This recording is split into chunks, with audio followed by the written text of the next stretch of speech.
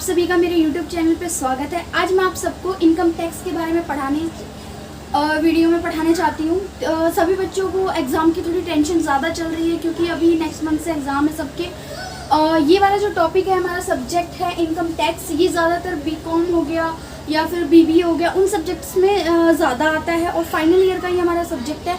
तो final year में भी थोड़ा बच्चों को री की टेंशन रहती है। तो इस टॉपिक को अगर आप थोड़ा डीपली और मेरे साथ अगर जितना मैं स्टडी करवा रही हूँ उतना अगर आप करते चले जाओगे तो इनकम टैक्स में इतना है कि आप अच्छे मार्क्स से पास हो जाओगे, जिन बच्चों ने बिल्कुल भी नहीं पढ़ा है। तो चलिए अब हम इनकम टैक्स के बारे में आपको थोड़ा सा बता देते हैं। इस टॉपिक में जो हम इनकम टैक्स है, इनकम टैक्स में हम इस टॉपिक में ईयर जो ले रहे हैं वो है 2021 टू 2022 के बारे में ले रहे हैं। सो प्लीज़ थोड़ा ध्यान से देखिएगा।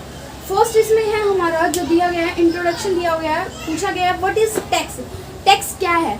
Tax is a compulsory contribution to state revenue levied by the government or on workers income and business profit or added to the cost of some goods service transactions. It may be direct and indirect taxes. इसके अंदर ये भी बताया गया है कि governments के लिए ये revenue, state revenue lived by the government के लिए है। ये मतलब एज अ रिवेन्यू टाइप का इनकम है, एज अ प्रॉफिट है गवर्नमेंट के लिए, क्योंकि आगे जाके इनको गवर्नमेंट को उसी टैक्स से जो हम पैसे दे रहे हैं उस टैक्स के पैसे से इनको पब्लिक को सर्विस और वेल्थ के लिए इनको आगे बच्चों को या फिर जो पब्लिक है, जो सोसाइटीज़ हैं, उनको सर्विस प्रोवाइड करनी होती है। तो गवर्नमेंट पैसा कहाँ से लाती है? वो हमसे ही लेगी, या तो टैक्स के रूप में लेगी या फिर किसी चीज़ को महंगा करके, कॉस्टली करके, उस चीज़ में जो प्रॉफिट होगा उसका तो उसमें से निकालेगी, लेगी वो हमसे ही। तो इसीलिए एक टैक्स नाम की वो है, पे आउट है जो हमें एज अ अपनी सैलरी के ऊपर देना होता है। तो वो किस टाइप के होते हैं, टैक्स हमारे किस टाइप के होते हैं, वो चीज़ देख लेते हैं। टैक्स जो है हमारे, हमने पिछली वीडियो में बताया था, आई होप आपने वो वीडियो देखी हो तो आपको ये चीज़ें काफ़ी अच्छे से क्लियर हो जाएगी। टैक्स तो था हमारा 2 टाइप्स के थे। फर्स्ट था हमारा डायरेक्ट टैक्स, सेकंड था हमारा indirect tax.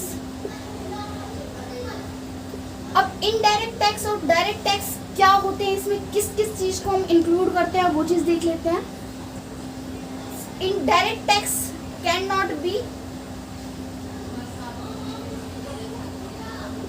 Not be shifted. इसका मतलब आप समझ गए होंगे कि हमने कैन नॉट बी लगाया है, इसका मतलब ये चीज शिफ्ट नहीं हो सकती है।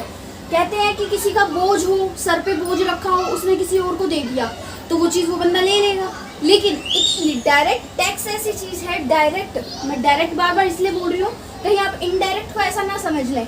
डायरेक्ट टैक्स ऐसी चीज़ है कि आपने अगर सैलरी इतनी, अगर आपका जैसे कोई बिजनेस है वहाँ पे आपने 1 लाख का प्रॉफिट किया है तो जो टैक्स है वो भी तो आप ही पे करोगे ना। ऐसा नहीं है कि भाई प्रॉफिट मैंने अर्न कर लिया, भाई मेरे बदले टैक्स तू पे कर दे, ऐसा नहीं होता।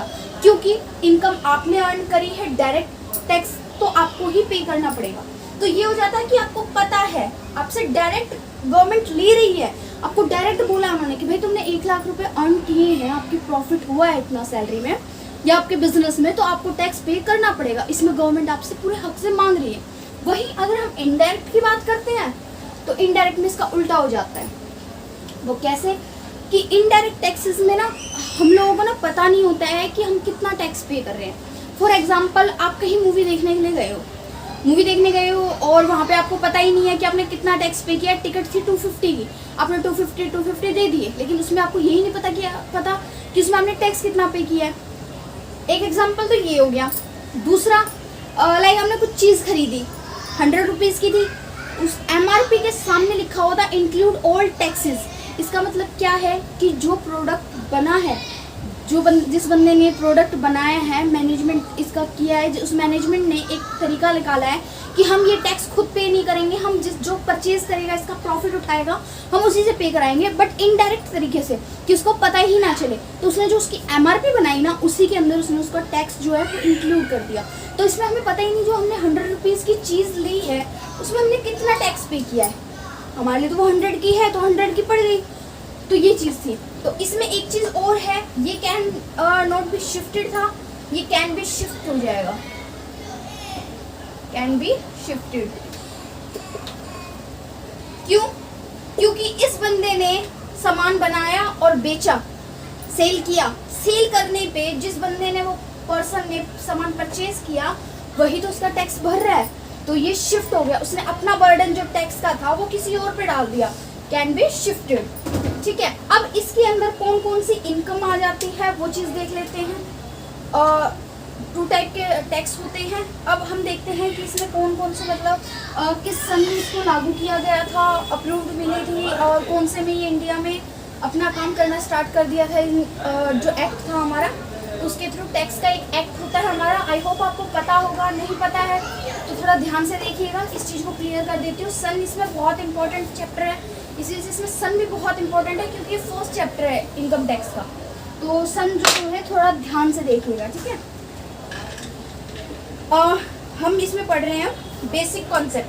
बेसिक कॉन्सेप्ट में क्या है, इनकम टैक्स इन इंडिया। क्या मतलब हुआ इसका, इनकम टैक्स कब इंडिया में आया उस चीज के बारे में हम इसमें पढ़ेंगे। Income tax was first imposed in सन 1860 में।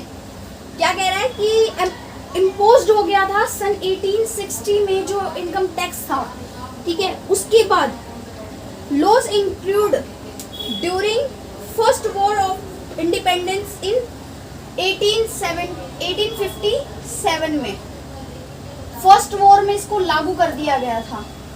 अप्रूवमेंट्स मिल गई थी इसको कि भाई इसमें रूल रेगुलेशन बने थे, और यहाँ पे इन्होंने बोल दिया कि हाँ रूल रेगुलेशन बिल्कुल परफेक्ट है, इसको हम कंट्री में ला सकते हैं अपने इंडिया में। तो वो सन था 1857, ठीक है।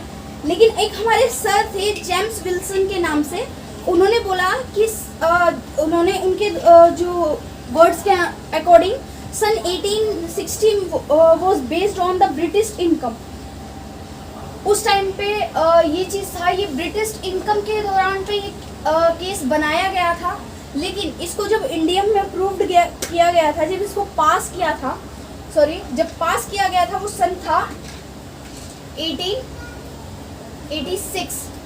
यहाँ पे तो इसको बता दिया गया था कि हाँ ये बनाए हैं रूल रेगुलेशन, वो बिल्कुल परफेक्ट बने हैं, हम इसको लागू कर सकते हैं। अप्रूवमेंट्स मिली थी यहाँ पे, लीगल अप्रूवमेंट्स, ठीक है।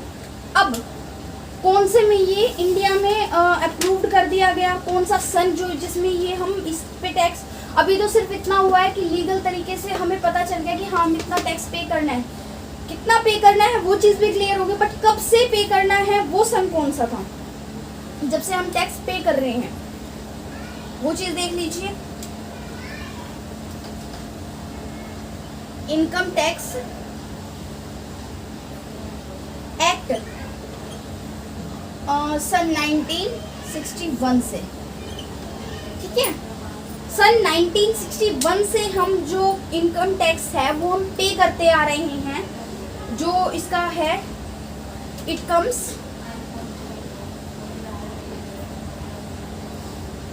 कम इनटू फोर्स ऑन 1 अप्रैल सन 1961 से। तो इसमें हम सन 1961 से फोर्स्ड हो गया हमारा, सन 1961 से जो हमारे इनकम टैक्स था वो अप्रूवमेंट्स में हो गया और हम उस पर टैक्स देना स्टार्ट कर चुके हैं। अब हम इनकम के बारे में पढ़ेंगे कि कौन कौन सी इनकम है जिस पे हमें टैक्स पे करना होता है। वैसे मैंने 5 हेड्स ऑफ इनकम बताया था हमने पिछली वीडियो में, उसका लिंक आपको डिस्क्रिप्शन पर मिल जाएगा। तो इसका बेसिक है, तो प्लीज़ उस वीडियो को पहले पूरा देख लीजिएगा, बिकॉज उस वीडियो को देखे बिना आपको ये वीडियो क्लियर नहीं होगी कि उसका बेसिक पॉइंट्स मैंने उस वीडियो में क्लियर किए हैं, ठीक है। तो अब हम इनकम का देख रहे हैं। जो इनकम सेक्शन है हमारा वो कौन सा है, इसमें प्लीज सन थोड़ा ध्यान से देखिएगा। इनकम बताई गई है हमारे सेक्शन 2 के सब सेक्शन 24 में। इसको बोलने का तरीका भी थोड़ा अलग है। सेक्शन 2 के सब सेक्शन, इसको अगर दूसरा ब्रैकेट लग जाता है और उसके अंदर कुछ भी चीज़ लिखी जाती है, कोई भी अमाउंट लिखा जाता है, कोई भी काउंटिंग लिखी जाती है उसको सब सेक्शन 24 बताया जाएगा। जैसे सब सेक्शन 2 के सब सेक्शन 24 के अंडर में हमने इनकम के बारे में पढ़ा है। पूछ सकते हैं, आपका MCQs में भी आ जाता है 2 नंबर में 1 नंबर में क्वेश्चन कि इनकम का सेक्शन कौन सा है, तो आप बता सको, इसलिए थोड़ा ध्यान से देखिएगा। इसमें सभी के सेक्शन दिए गए, सेक्शन के अकॉर्डिंग इसमें सब कुछ बताया गया है। तो इनकम के अंदर हमारा फर्स्ट पॉइंट आता है, आप इनकम कैसे अर्न कर सकते हो और इनकम आपकी किस किस टाइप की होती है। फर्स्ट है आपका, ये पॉइंट्स भी थोड़ा देख लीजिएगा, प्रॉफिट एंड गेन्स। सेकंड है divided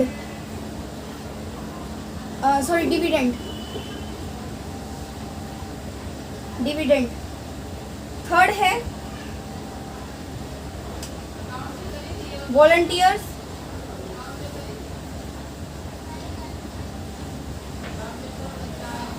contribution,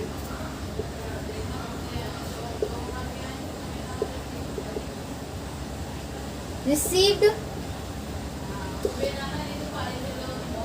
bye trust. Trust ये वो वाला ट्रस्ट नहीं है विश्वास वाला, ये ट्रस्ट है कोई सोसाइटी जो हमारे जैसे दान वगैरह होते हैं वो करती हैं, उसको हम एज अ ट्रस्ट भी बोलते हैं। तो वॉलंटियर कंट्रीब्यूशन, जो बंदे वॉलंटियर्स जो होते हैं इसके जिनको इनकम अर्न करती होती है, वो कंट्रीब्यूशन रिसीव्ड बाय ट्रस्ट, वो किसी संस्था के द्वारा अपना कंट्रीब्यूशन रिसीव करते हैं, उससे उनको प्रॉफिट होता है। तो ये प्रॉफिट भी हमारा जो इनकम टैक्स के अंडर में आता है, ठीक है। फोर्थ है any special allowance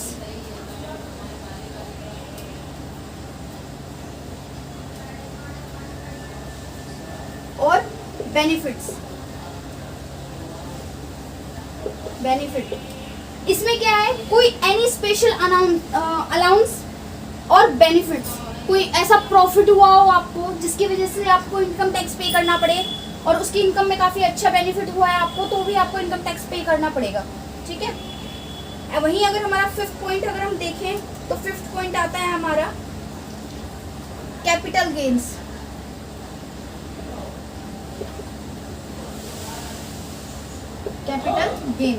capital gain में लाइक आपके पास कोई प्रॉपर्टी है, आप प्रॉपर्टी डीलर लगा लो, या फिर आपके पास पर्सनल प्रॉपर्टी है जो आप सेल कर रहे हो और उसके बदले आपको जो अमाउंट है वो काफ़ी अच्छा अमाउंट मिल गया, उसमें से कुछ अमाउंट बचा के आपने कहीं ऐसी कम प्राइस में प्रॉपर्टी मिल रही है, आपने दूसरी प्रॉपर्टी खरीद ली, तो ये होता है कि प्रॉपर्टी से आप इनकम अर्न कर रहे हो, तो उसके ऊपर भी आपको ये है कि टैक्स पे करना पड़ेगा, तो उसको बोलते हैं हम कैपिटल गेन। 6 पॉइंट पे आ जाते हैं, इंश्योरेंस प्रॉफिट।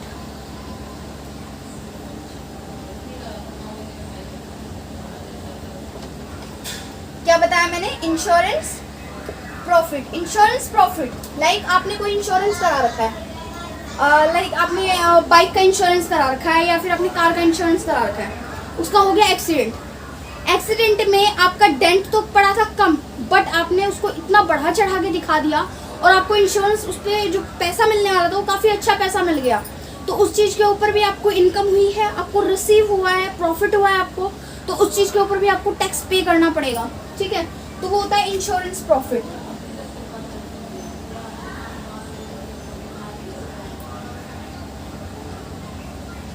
सेवेंथ पॉइंट है हमारा winning and lottery. For example आपने किसी लॉटरी ले रखी थी, मतलब ऐसा परचेज कर रखी थी, आपका उसमें नंबर लग गया, 2 करोड़ की लॉटरी थी, नंबर लग गया। अब गवर्नमेंट ये थोड़ी कहेगी कि भाई आपका 2 करोड़ का प्रॉफिट लगा है, मतलब जो लॉटरी लगी है वो आपके आप रखो, ऐड करो, नहीं कहेगी। गवर्नमेंट में आपको फ्री में 50-60 रुपए की लॉटरी पे आपको 2 करोड़ दिए हैं, तो उसमें कुछ ना कुछ तो टैक्स गवर्नमेंट भी लेगी। अगर गवर्नमेंट ने उसमें से कुछ % ले लिया तो आपकी वो लॉटरी जो कि लीगल हो जाएगी और आपके ऊपर कोई एक्शन नहीं लिया जाएगा, तो वो चीज़ है हमारा विनिंग और एंड लॉटरी में, तो उसके ऊपर भी आपको अगर प्रॉफिट हुआ है तो आपको टैक्स पे करना पड़ेगा, ठीक है। उसके बाद 8 पॉइंट है।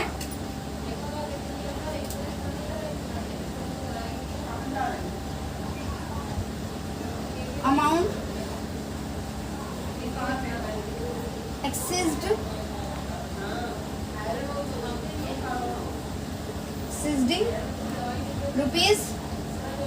₹50,000 by way of gift received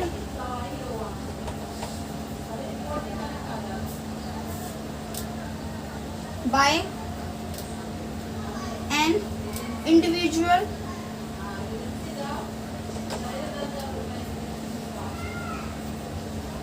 or HUF family. इसका मतलब क्या होता है? लास्ट पॉइंट थोड़ा ध्यान से देखिएगा कि अगर अमाउंट 50,000 रुपए आपको वे ऑफ गिफ्टेड किससे आया, गिफ्ट से रिसीव हुआ आपको, कोई जैसे आपके घर में कोई पार्टी शादी थी, शादी लगा लो, शादी में कोई आपको 50,000 रुपए दे गया गिफ्ट में, कोई गिफ्ट दे जाता है, कोई पैसे ही गिफ्ट में दे जाता है, तो वो दोनों ही गिफ्ट माने जाएंगे। बट अगर पैसे दे के जाता है तो उसके ऊपर भी आपको टैक्स पे करना पड़ेगा, क्योंकि वो आपकी इनकम हुई है। आपको उस चीज़ की उम्मीद नहीं थी बट इनकम हुई है, तो आपको उसके ऊपर टैक्स पे करना पड़ेगा। ये इनकम टैक्स के रूल है।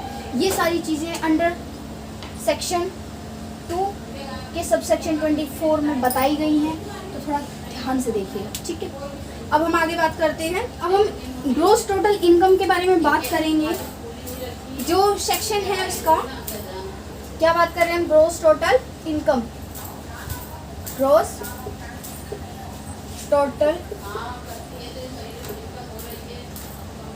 टोटल इनकम जिसका सेक्शन है section 80B sub section 5।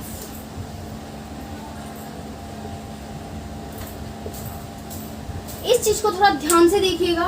Gross total income का सेक्शन है 80B सब सेक्शन 5, और वही हमारा इनकम का सेक्शन था सेक्शन 2 का सब सेक्शन 24। ये चीजें ध्यान रखना, इसमें सब जो सेक्शन है मेन वही है, ताकि आपको पता हो कि कौन सी चीजें, कौन सी गाइडलाइंस हमारे किस सेक्शन में दी गई हैं। और ये चीजें आपकी एमसीक्यूज में भी बहुत ज्यादा आती है। कई हमारे एग्जाम में 80 नंबर का अगर एग्जाम है 80 मार्क्स का, तो उसमें हमारे ज्यादा 16 मार्क्स के कई बार एमसीक्यूज भी आते हैं, या 16 मार्क्स के शॉर्ट क्वेश्चंस भी आते हैं। तो ये 2-2 नंबर के क्वेश्चंस में भी पूछा जा सकता है और ये एमसीक्यूज में पूछा जा सकता है। तो 32 नंबर वाला अगर बच्चा पास है, 32 या 33 नंबर से अगर कोई बच्चा पास है, तो 16 नंबर के तो आपके इसी में से हो जाएंगे। और बाकी अगर आप इसको थोड़ा डीपली अच्छे से चैप्टर को पढ़ लें तो कुछ क्वेश्चंस वहाँ से प्रिपेयर हो जाएंगे, तो काफ़ी अच्छे मार्क्स से आप पास हो जाओगे। मैं बार बार आपको यही कह रही हूँ, यही समझाने की कोशिश कर रही हूँ कि प्लीज़ सेक्शंस थोड़ा ध्यान से देखिएगा और प्लीज़ याद कर लीजिएगा, एग्जाम में बहुत इंपॉर्टेंट होते हैं। और इनकम टैक्स में सेक्शन और ईयर सी बेसिकली है, तो थोड़ा ध्यान से देखिएगा, ठीक है। तो अब मैं ग्रॉस टोटल इनकम की अगर मैं बात करूं तो ग्रॉस टोटल इनकम में मैंने 5 हेड्स बताए थे इनकम्स के। ग्रॉस टोटल इनकम उसी के टोटल से आती है, जैसे 5 हेड्स ऑफ इनकम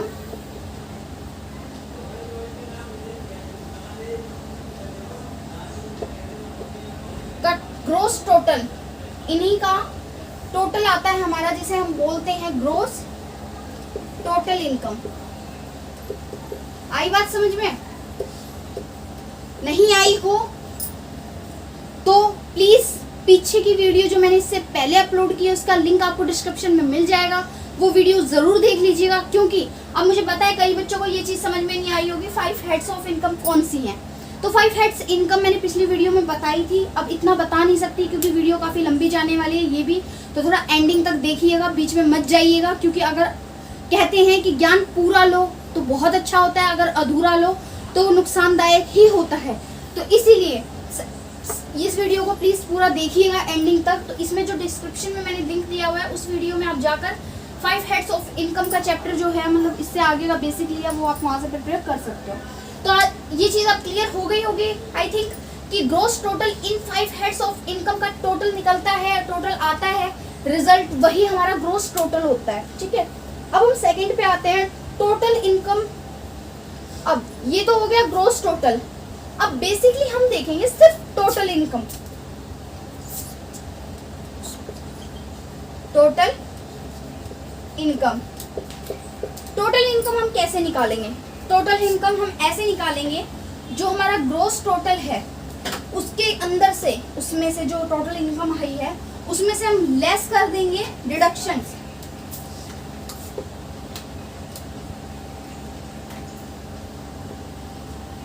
डिडक्शंस कौन से? 80C से 80U के अंडर में जो डिडक्शंस आते हैं वो सारे हम टोटल ग्रॉस इनकम से लेस कर देंगे। उसके बाद जो अमाउंट हमारा आएगा वो आएगी हमारी टोटल इनकम। आ गया समझ में? ग्रॉस टोटल था हमारा 5 हेड्स ऑफ इनकम का। उसके बाद टोटल इनकम निकालने के लिए हमने लेस कर दिया डिडक्शन, जो हमारे इस सेक्शन में दिए गए होते हैं, जो जो डिडक्शन हमें दिए हैं 80C से 80U के बीच के जितने भी डिडक्शंस हैं वो हम लेस कर देंगे। उसके बाद जो अमाउंट आएगा हमारा, वो हमारा आएगा टोटल इनकम। आई होप आपको यहाँ तक हमारा पढ़ाया हुआ समझ में आया होगा। अगर कोई डाउट है तो प्लीज़ कमेंट सेक्शन में जाकर अपने डाउट्स क्लियर ज़रूर कर लीजिएगा। चलिए फ्रेंड्स, अब हम बात कर रहे हैं, हमने ग्रॉस टोटल इनकम की बात कर ली, हमने टोटल इनकम की बात कर ली। अब हम बात करते हैं, हम डिस्कस करते हैं कैजुअल इनकम।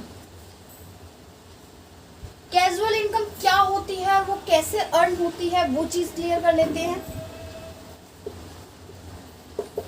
कैजुअल इनकम का सन कौन सा है? सेक्शन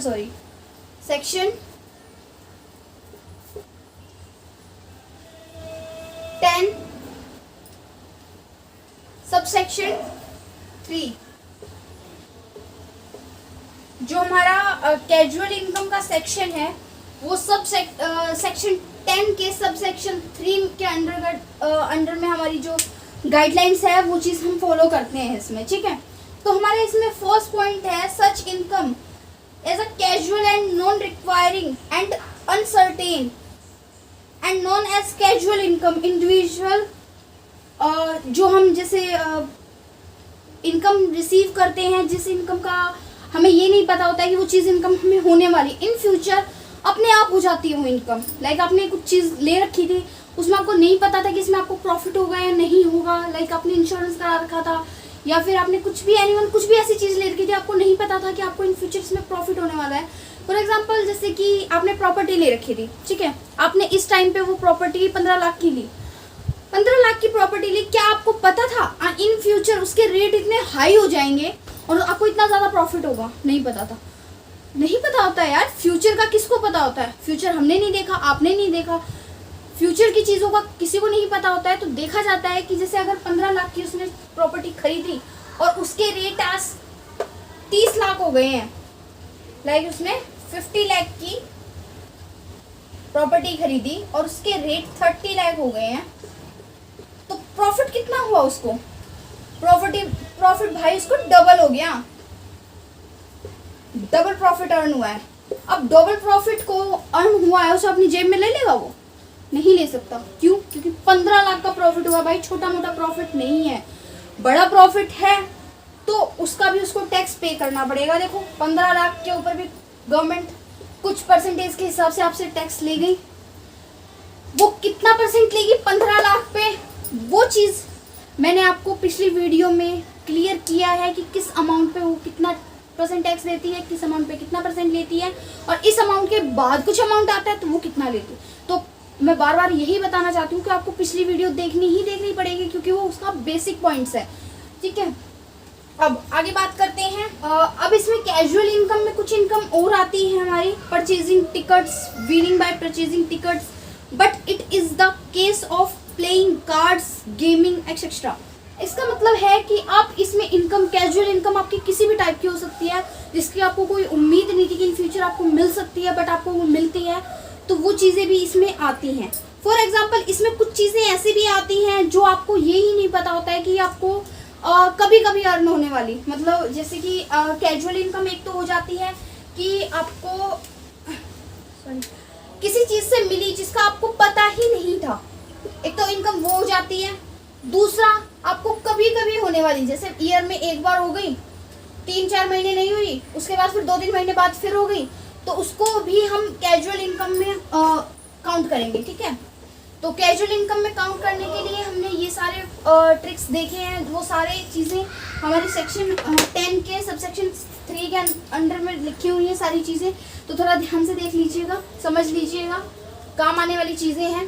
तो ये तो हो गया हमारा ग्रॉस कैजुअल इनकम का, ठीक है। अब उसके बाद हमारा अगला पॉइंट आता है, अगला पॉइंट है हमारा what is agriculture, what is agriculture income,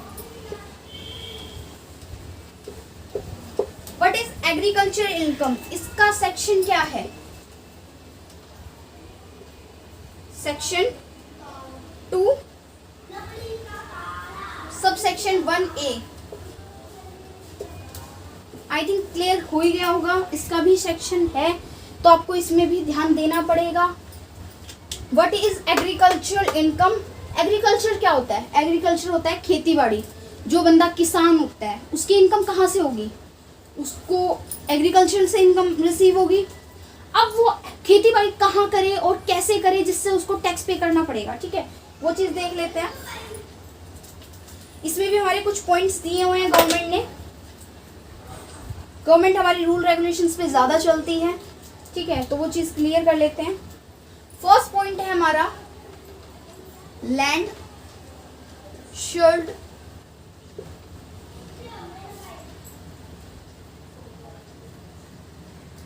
B situated in India। इसका मतलब क्या है, land should be situated in India, कि मतलब हमारा जो लैंड है वो इंडिया में होना चाहिए। एक पॉइंट ये हो गया, तो बंदा उस पर टैक्स पे करेगा। Second point, land should be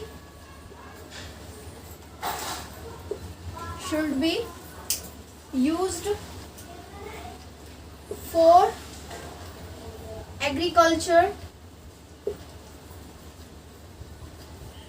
purpose। जो पर्सन है वो land should be use for agriculture purpose, वो जो अपनी जमीन है उसका पैसा अर्न करने का मोटिव ही एग्रीकल्चर, वो अपनी जमीन का यूज ही एग्रीकल्चर पर्पस से कर रहा है, तो क्या उस जमीन के रेट भी हाई होंगे? अगर उसमें पैदावार अच्छी हो रही है, प्रॉफिट अच्छा हो रहा है, तो भाई उस चीज़ के रेट भी हाई होंगे और उसके ऊपर उसको टैक्स भी हाई रेट पे देना पड़ेगा प्रॉफिट के हिसाब से, ठीक है। ये तो था देखो हमारा सेकंड पॉइंट। अब आ जाते हैं हम थर्ड पॉइंट पे। Third point,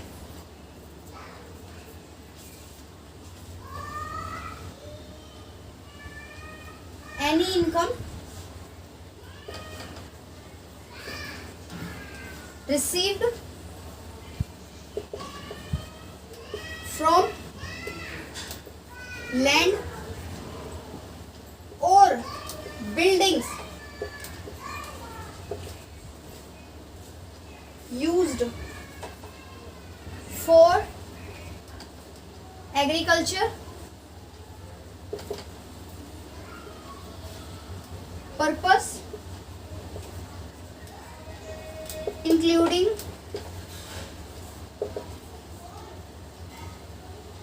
processing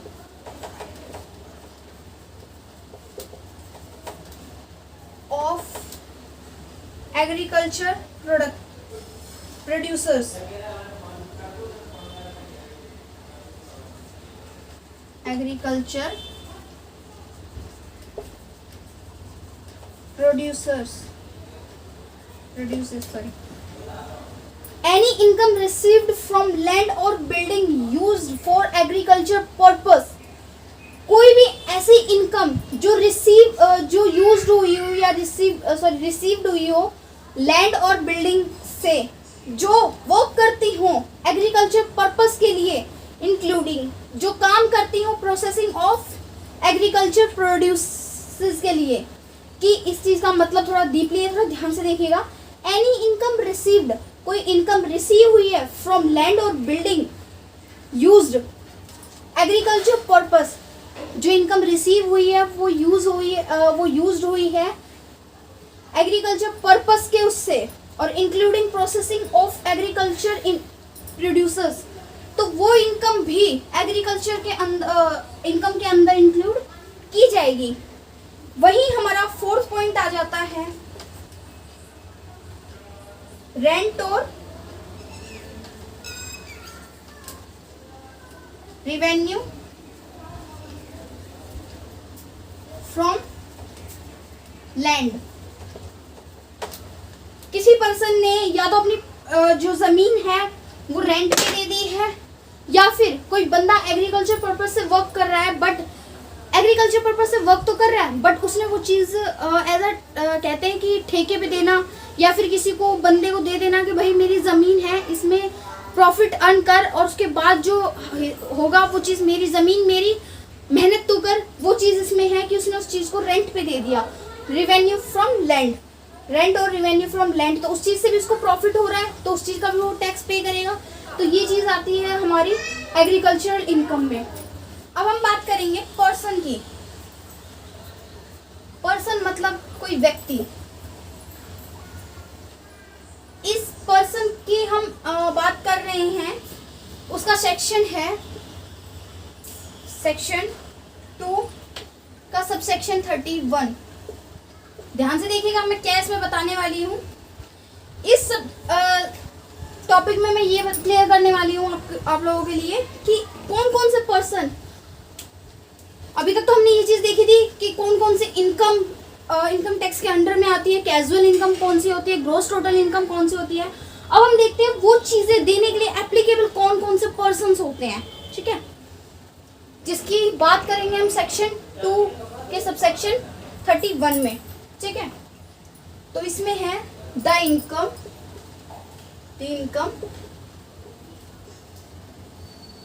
tax is charged in respect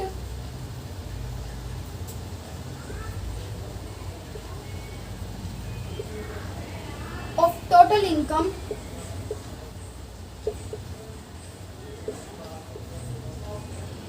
of the provision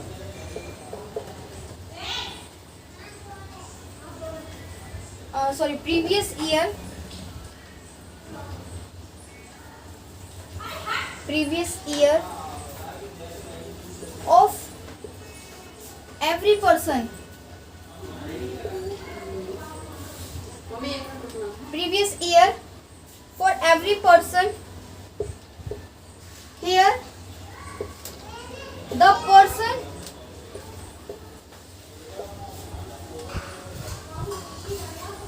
means,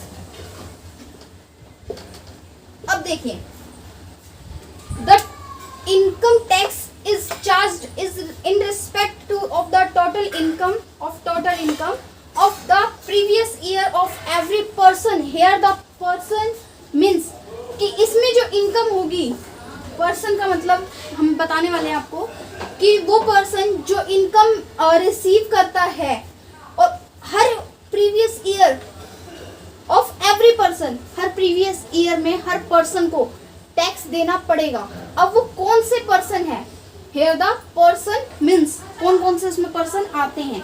तो फर्स्ट आता है हमारा इंडिविजुअल,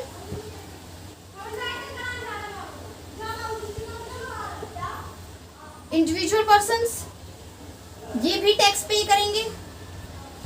उसके बाद Hindu undivided family,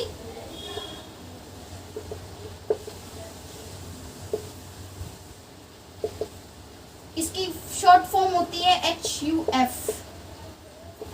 Hindu undivided family, जो फैमिली डिवाइड ना हुई हो, मतलब जॉइंट फैमिली, उसमें भी जो उसके सुपर सीनियर सिटीजन्स होते हैं या सीनियर सिटीजन्स होते हैं वो लोग टैक्स पे करेंगे, ठीक है, अपनी इनकम के ऊपर।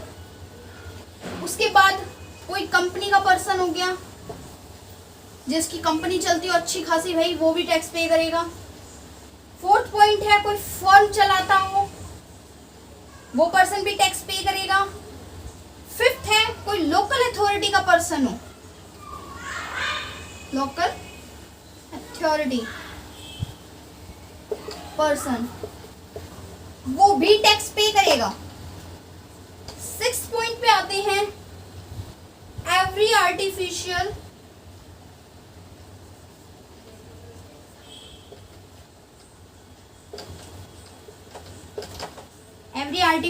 Judicial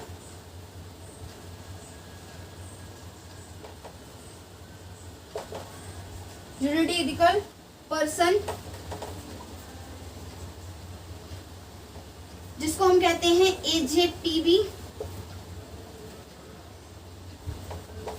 not following in any of the proceeding category. इसका मतलब है कोई भी आर्टिफिशियल जुरिडिकल पर्सन भी जो AGP को बिलोंग करता है या जो है, तो वो भी टैक्स पे करेगा। वो इस टैक्स से वो भी नहीं बच सकता, ये पर्सन्स भी टैक्स पे करने की कैटेगरी में इंक्लूड किए जाएंगे। तो ये था हमारा पर्सन्स, कौन कौन से पर्सन्स टैक्स पे करने के लिए एप्लीकेबल है। इस चीज में हमने ये चीज पढ़ी है। सेक्शन इसका भी प्लीज याद कर लीजिएगा, सेक्शन 2 के अंडर सेक्शन 31 में ये चीज हमने क्लियर की है। तो प्लीज गाइस थोड़ा ध्यान से देख लीजिएगा, सेक्शन में कहीं ऐसा ना हो कि आप एंड टाइम पे कंफ्यूज हो जाओ। अब हम बात करेंगे इसके अंदर प्रीवियस ईयर। क्या बात करेंगे? प्रीवियस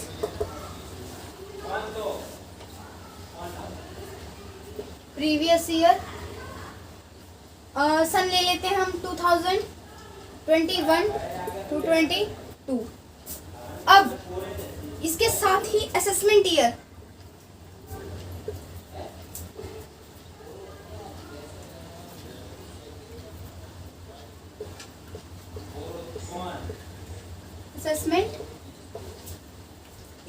इसका सन अगर 2021 to 22 है तो इसका क्या होगा 22 to 23। अब क्यों होगा, इसका भी एक लॉजिक है, थोड़ा ध्यान से देखिएगा। इस टॉपिक में हम क्लियर करने वाले हैं जो अपना असेसमेंट ईयर है और प्रोविजन ईयर है, वो कौन से होते हैं और किस टाइप से वो वर्क करते हैं, ठीक है। लाइक एक सन है हमारे पास, एक 1 ईयर है जो स्टार्ट होता है 1 अप्रैल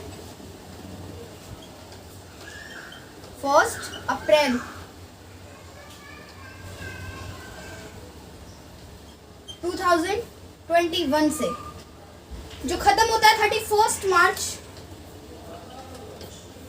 2022 पर। वही सेकेंड ईयर हमारा खत्म होता है 31 मार्च